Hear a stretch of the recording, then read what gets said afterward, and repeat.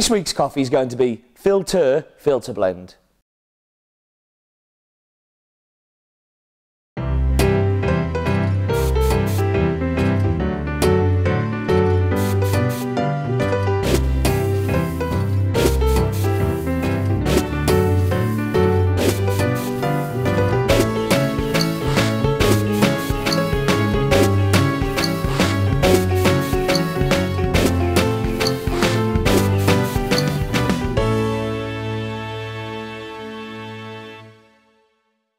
So hello everybody and welcome to In My Mug, episode 168 on Monday the 30th of January 2012.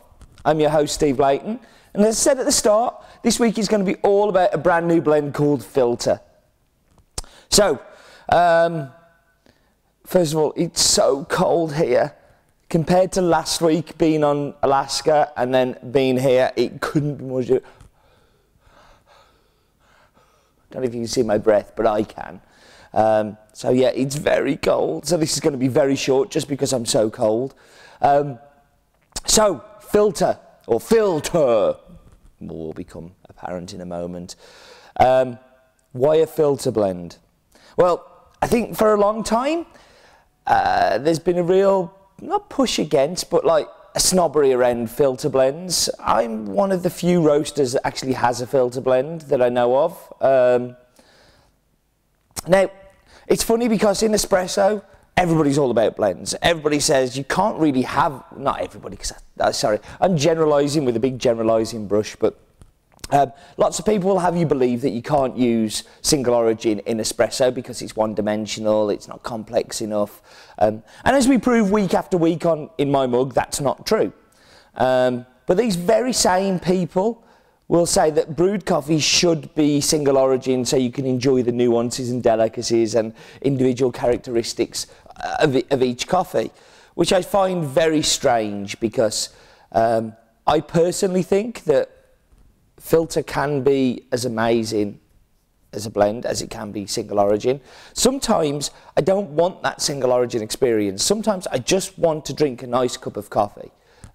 Something that is more complete and rounded and balanced. Just as with espresso, there are some times that I don't want a single origin espresso, and I've decided that I want to have a blend. So, for me, I think it has its place. I'm really hoping that you feel exactly the same, that it has its place. It's a direct replacement for 4-bean blend.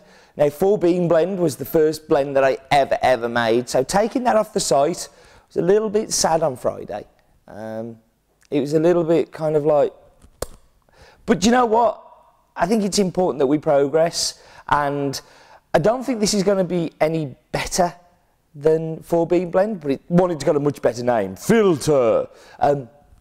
But two, it kind of ties in with everything else that we've been doing, where we've been revamping stuff.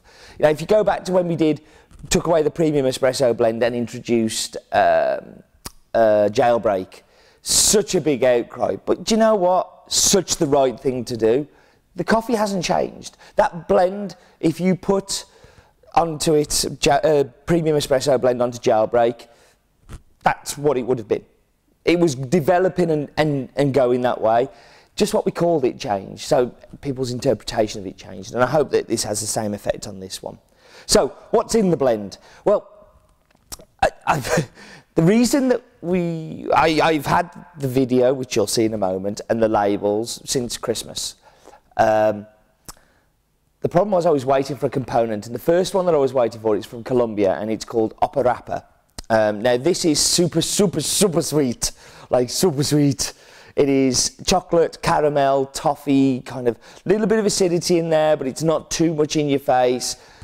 It's going to be an In My Mug in the coming weeks, and you are going to love this coffee. This coffee blew me away on the cupping table when we first cupped it, and straight away I knew that this was going to be a very big blend component for us, and you're going to see this popping up in other blends too because it is just so easy to work with. So Colombian Oparapa, one to remember, will be coming up soon on In My Mug.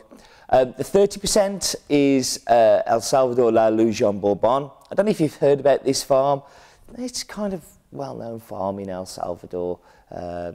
Yeah, I know if you've watched In My Mug, you do know La Lujan. A stonker, top of my top 10 last year, an amazing coffee. super expensive, don't know what the heck it's doing in this blend. I think I've gone a little bit crazy. But yeah, a super, super coffee. And the 20% is another coffee that I've been waiting for. Now, you will know this coffee. This has been around before, which is 20% Brazil São Judas. What a coffee. You know, last year was huge for us, the year before even bigger. Owned by Antonio Rigo, I think, from the town of Piata in the Chiapa Diamantina in Bahia. A stonker of a coffee. Another one that will be on in my mug in the coming weeks. But yeah, 20% of it's São Judas. So, 3 pretty impressive coffees. One, like the Colombian, really in there for the sweetness, the caramel. The La Lujon, in there for the acidity, in there for the brightness. And the São Judas, just the glue to tie it all together, to give it some cohesion. To bring those 2 coffees kind of into the same place. So yeah, great components, I think. And I think we've really I've really gone for it on this launch, this one, to make it really impressive, and I hope that you enjoy that. Why called filter? Well, the obvious reason is it's Phil, P-H-I-L dash ter.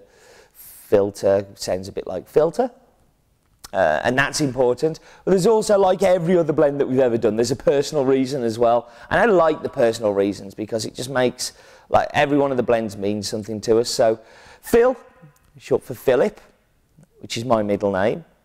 Ter is the back end of Peter, which is my son's middle name. So that's it. Nothing flash, nothing posh, but I kind of like it. And I'm sorry, I'm very corny and geeky, but that's who I am. So yeah, filter. So what I'm going to do is I'm going to show you the video. Oh yeah, actually, when you're listening to this, listen to the voice of the narrator of it. It's a great friend of ours called Mark Silk. Mark is a professional voiceover person, in my mug subscriber as well. Hello, Mark. And Mark is the voice of Johnny Bravo. If you've watched the Cartoon Network, Johnny Bravo. He's done voiceovers on Pingu. He's the American voice of Bob the Builder. And a whole heap of like professional voiceover kind of stuff. And Mark very kindly did this for an In My Mug subscription. So thank you, Mark. I think you do an absolutely awesome job. And I hope you enjoy. Has Been presents a tale from the Old West, Midlands that is. It was a blend with no name. You're a wanted being, mister. But now, he has a name. Filter. Filter? Perfectly balanced, sweet and smooth, and a bit fruity. Filter. Quick, grind him. Filter. Filter. Filter. Filter. From Has Been.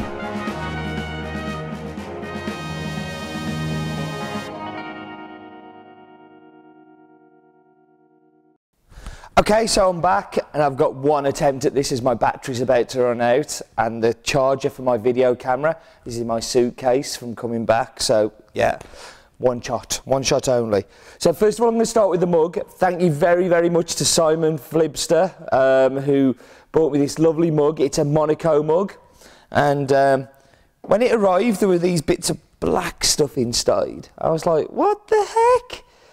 And Dale, who he'd given the mug to, explained to me that Monaco Grand Prix, he'd got some bits of the kind of the marbles, they call them. You see, I'm dead technical when it comes to F1. The marbles were there, and I was so chuffed with that. So, Simon, thank you very, very much. You are one of the kindest people I know. You have bought me so many lovely mugs, but this one was really, really special because of the marbles. It's cool. So, no Wheel of Death this week, obvious reasons. It's a filter blend. Yes, it will work in espresso. It actually will be a very tasty espresso, but I wanted to focus on the filter blend part of it. So snozzer in the bowl first of all. It smells zingy, it smells lively, and it smells sweet. All the things I would expect it to smell of. It smells delicious as well. I love the aromatics of all three of these coffees, so I'm definitely going to love them mixed together. So that's just about finished. I have a little bowl down there to put it in. So let's make some coffee.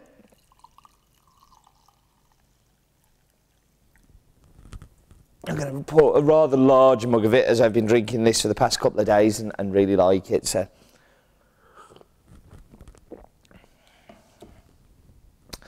everything, and I mean everything, for me, that a filter blend should be. Complex? It's very complex. Sweetness?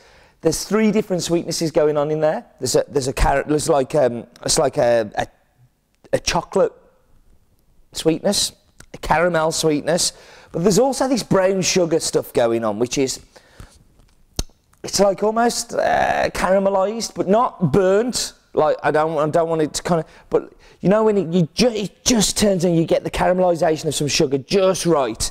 It's just like that. Absolutely delicious. But then you get this like acidity going on in the background, and there's a little bit kind of lemony kind of effervescence going on with it too. It's everything a blend should be. Like, if you're going to do a filter blend, then do it like this. You know, it sounds really cocky because I've done it like this, but it is. This is why filter blends can be really good.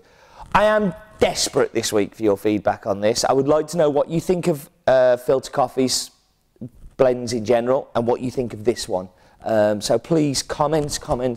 I read your comments religiously on inmymug.com, and I would love more and more comments. So please pop along and pop a comment. Right, next week, exciting. I've got some ideas for next week that's going to be a little bit more playing with what we've been doing so far. The next 10 weeks are going to be stunning. We've had Colombia, the Upper Appa that's in this blend is part of a huge shipment that arrived from Colombia last week. This week we've got Bolivia arriving, so Loaiza, and a couple of new ones as well. So you've seen that we've got Sao Judas, which I've yet to get on the site too. There are so many delicious coffees coming through. In My Mug is going to be on fire. And on that rather silly, thank you very much for joining me as always. I hope you don't mind it being a short one, but do remember, life is too short for bad coffee.